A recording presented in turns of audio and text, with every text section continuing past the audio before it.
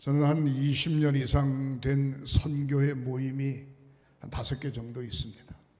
5개 정도 있는데 많이 모이는 건 아니고 10명, 13명, 15명 최고 많이 모이는 인원이 15명입니다. 근데 선교회 모임이 있는데 그거는 회비를 내서 어려운 교회를 돕는다거나 타국에 선교한다거나 그렇게 하는 겁니다. 그렇게 하는데 중요한 건 1년에 한 번씩 총회도 하고 모여서 회장도 뽑고 또 총무도 뽑고 그렇게 합니다. 근데 경우에 따라서는 회장을 2년, 3년까지 계속 하죠. 그렇게 할 수밖에 없는 게 돌아가 봐야 자주 돌아가면 안 되니까. 근데 항상 모이면은 한 달에 한 번이나 2달에 한 번 모이면 두 종류의 사람이 꼭 있습니다. 모두 다 그런 건 아닌데 회의를 하면은 뭐라 그러면 그 좋은 일인데 그냥 합시다. 그냥 십시일반 모아가지고 좀 합시다. 뭐 힘이 되지만 한번 해보죠. 뭐 우리가 하는 일이 그건데 그렇게 이야기하는 경우가 있습니다. 또 한 사람은 그걸 왜 해야 되냐고, 꼭 우리가 해야 되냐고, 뭐 때문에 해야 되냐고, 뭘 그렇게 많이 내냐고 그러면서 매사에 불평하는 사람이 있습니다. 근데 그게 매번 모일 때마다 똑같습니다. 항상 불평하는 사람은 불평하고 괜찮다는 사람은 괜찮고 그렇습니다. 그렇다고 여럿이 발언하거나 그렇진 않습니다. 결국 한두 명 그렇게 하죠. 그래서 회원들끼리 모여가지고 이야기를 하다가 저 사람 어떻게 버릇을 고치면 좋냐 그러다가 아주 좋은 생각을 하나 해냈습니다. 계속 가면 모두가 다 시험 들으니까 총무가 회장하고 의논해서 다음 모이는 날짜나 장소를 공지할 때 그 사람한테는 보내지 마라.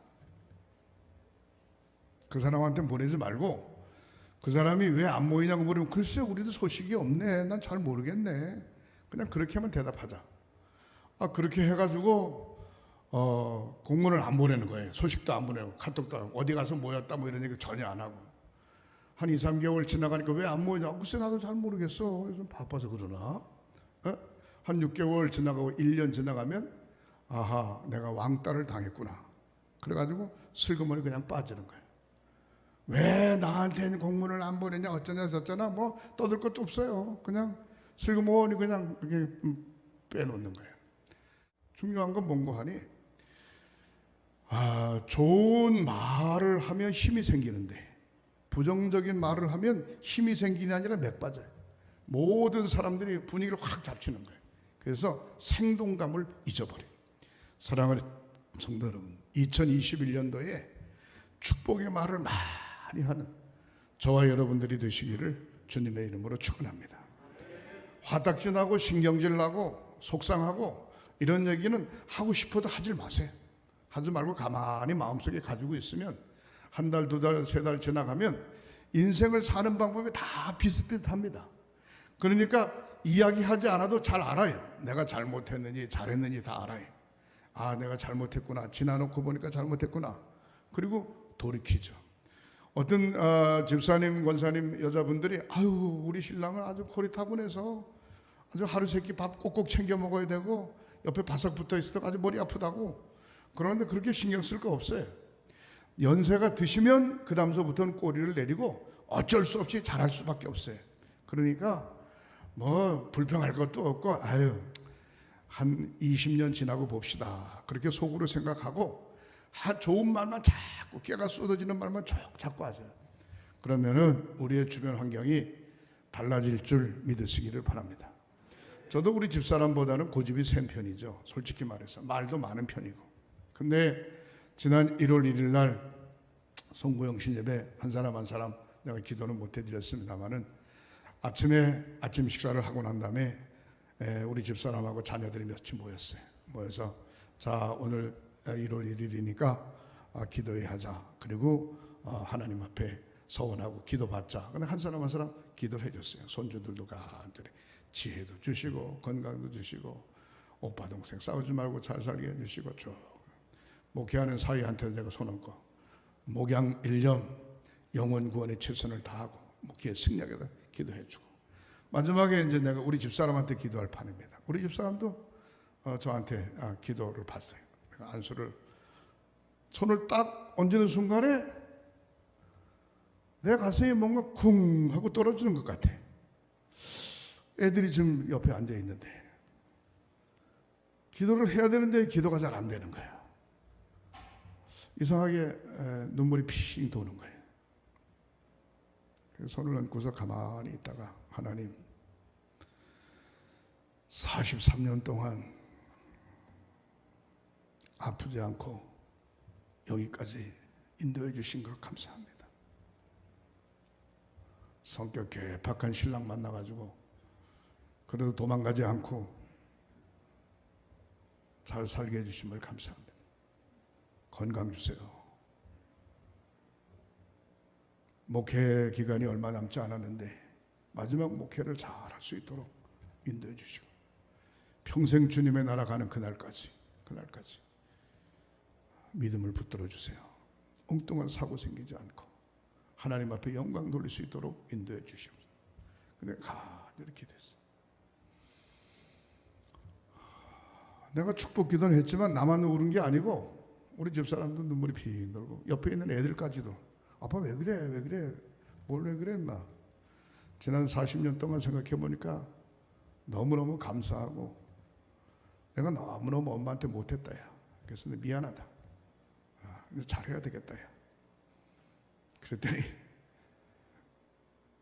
우리 둘째가 그래요. 우리 큰애나 막내는 별로 말을 안 해.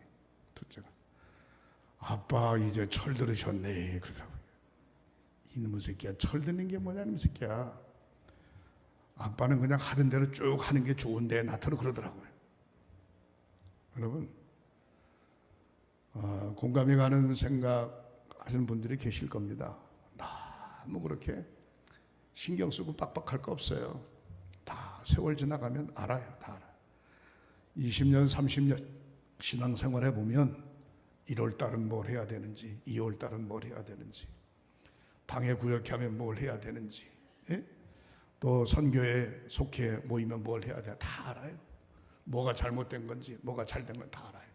그러나 2021년도에 잘된 것만 자꾸 이야기하고 잘된 것만 자꾸 이야기하고 잘못된 건 그냥 가만히 내버려 두면 시간이 지나가면 다 깨닫게 되고 모든 성도가 예수 안에 하나 되는 축복의 한 해가 되시기를 주님의 이름으로 축원합니다.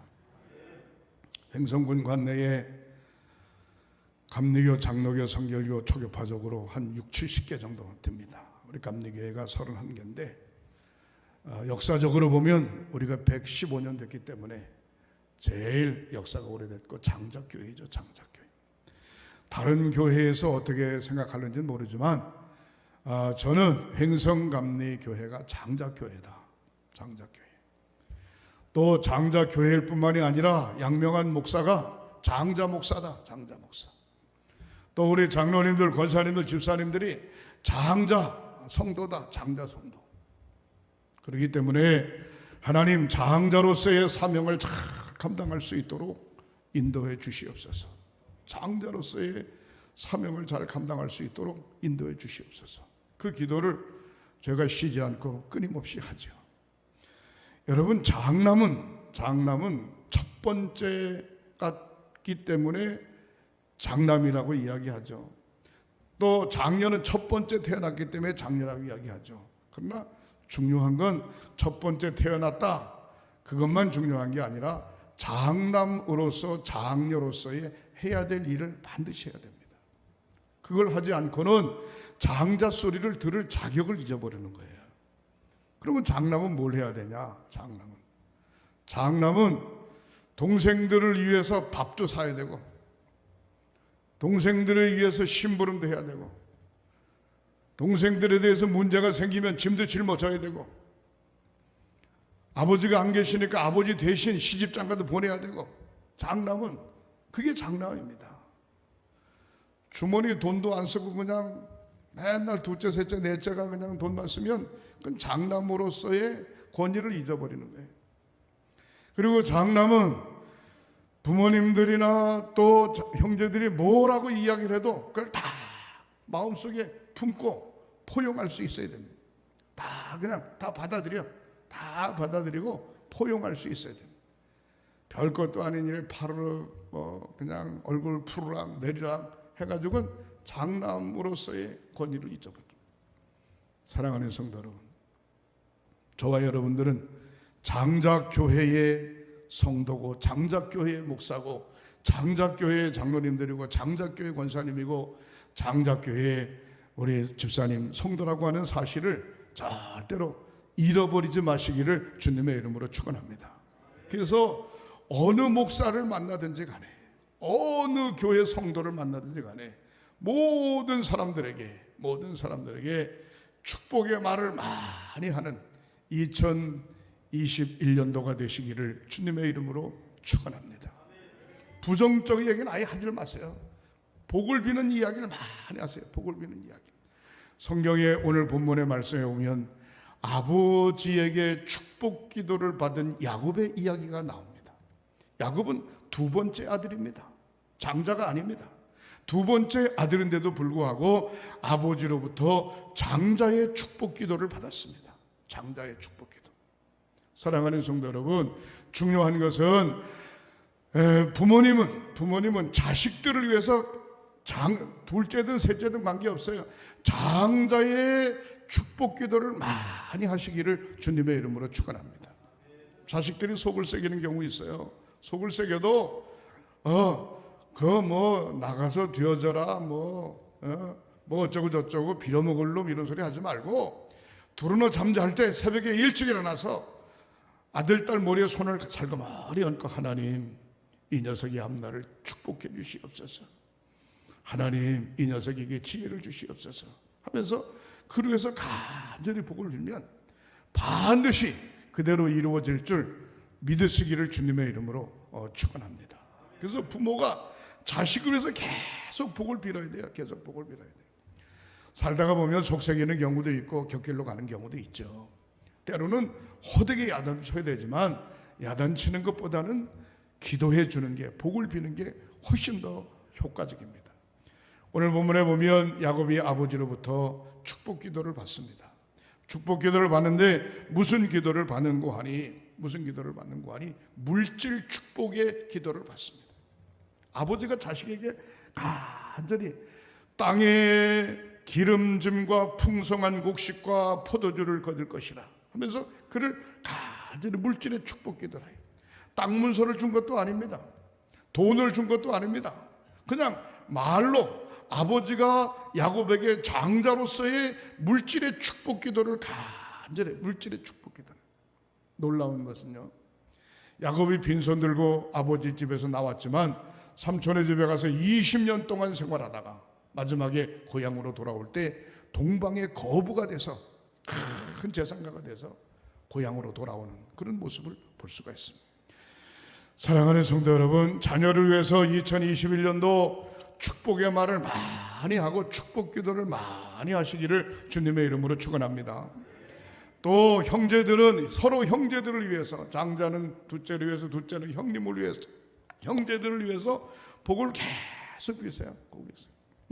그 복을 계속 빌면 삐딱하게 삐뚤어졌던 형제들도 다시 돌아오게 되고 넓은 가슴의 마음으로 품으면 모두가 다 화해되고 하나가 될 줄 믿으시기를 주님의 이름으로 축원합니다.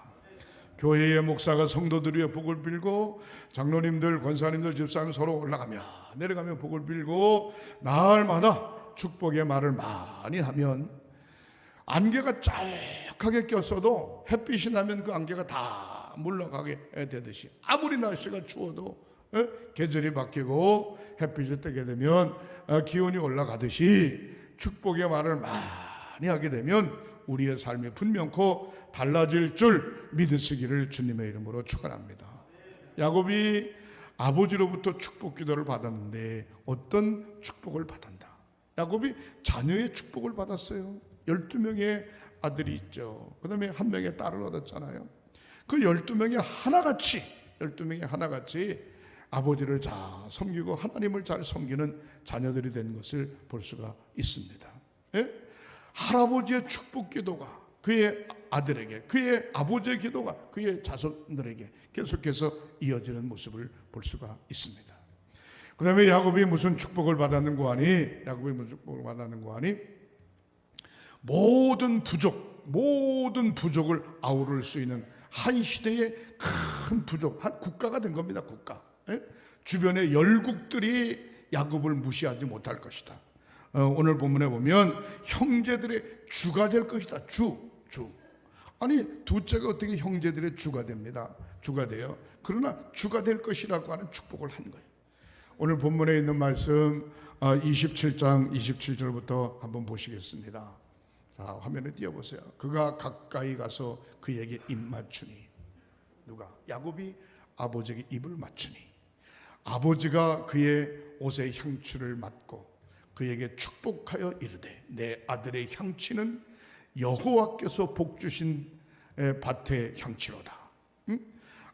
자식이 부모에게 가까이 갔더니 아버지가 야곱에게 축복했는데 그 아들의 향취를 맡아보니까 하나님께서 축복하신 향취라는 거예요.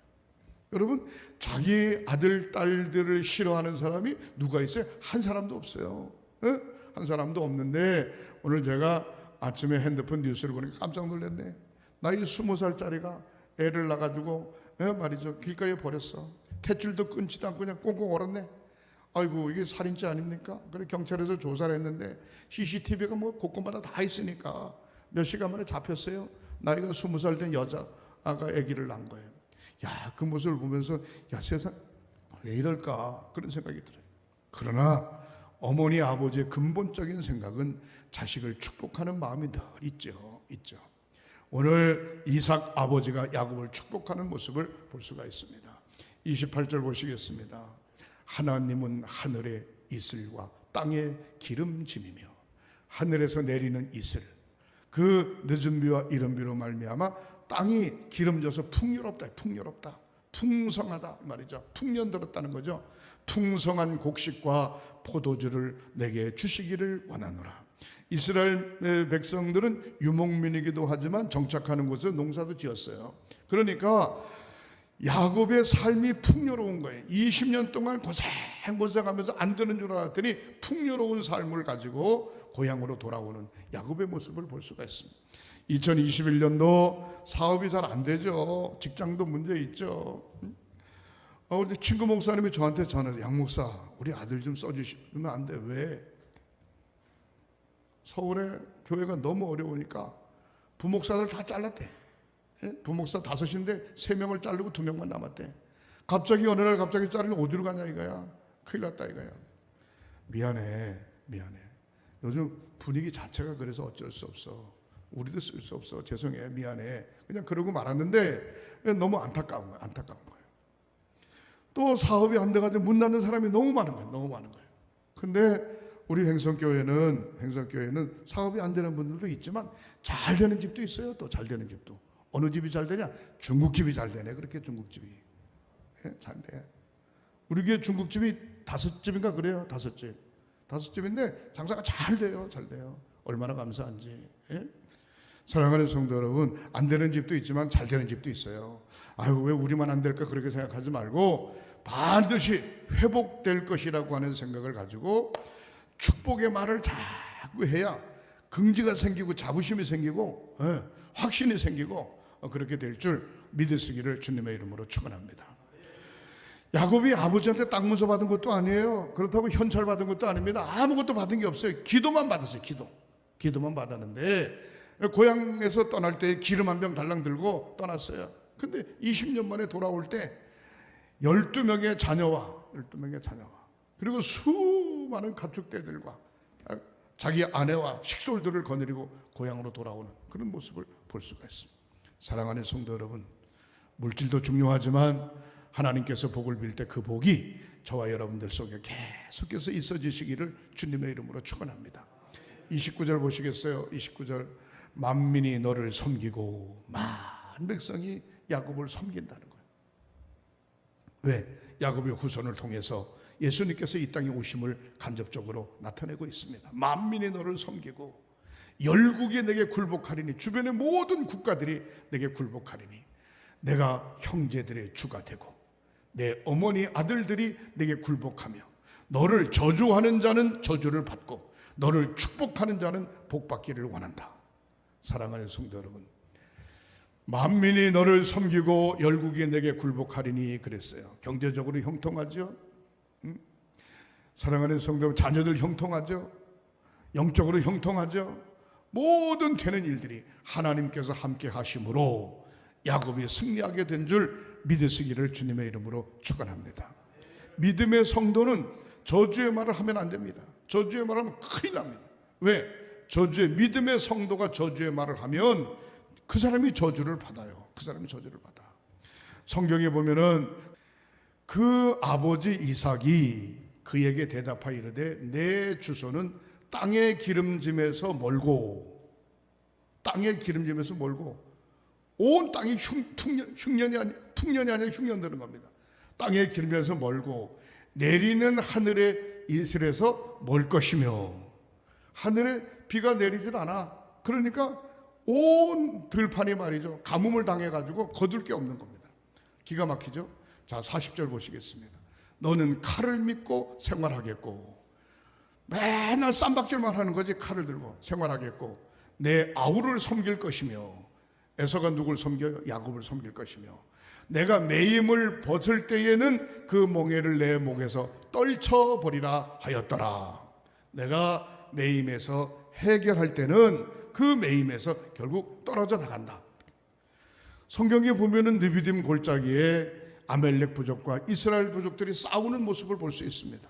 전쟁에서 누가 이기는고 하니 결국 이스라엘 백성들이 전쟁에서 이깁니다. 아말렉 부족이 느비딤 골짜기에서 다 죽어 자빠집니다.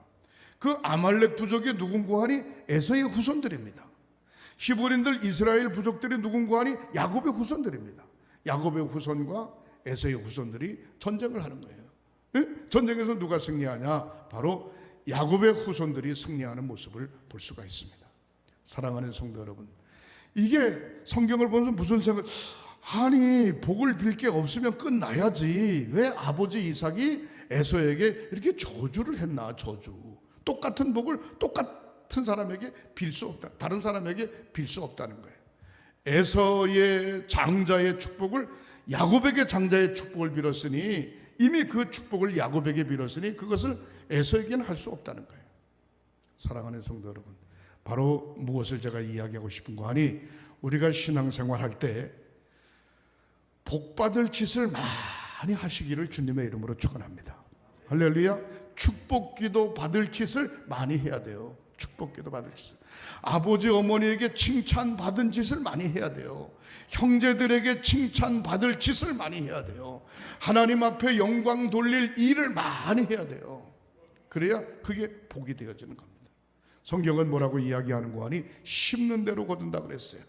사랑을 심으면 사랑 거두고, 은혜를 심으면 은혜를 거두고, 부정을 심으면 부정을 거두고, 실패를 심으면 실패를 거두고, 악을 심으면 악을 거두고, 은혜를 심으면 은혜를 거두고, 무엇을 심느냐에 따라서 열매가 달라요. 2021년도에 은혜를 심으시기를 주님의 이름으로 축원합니다.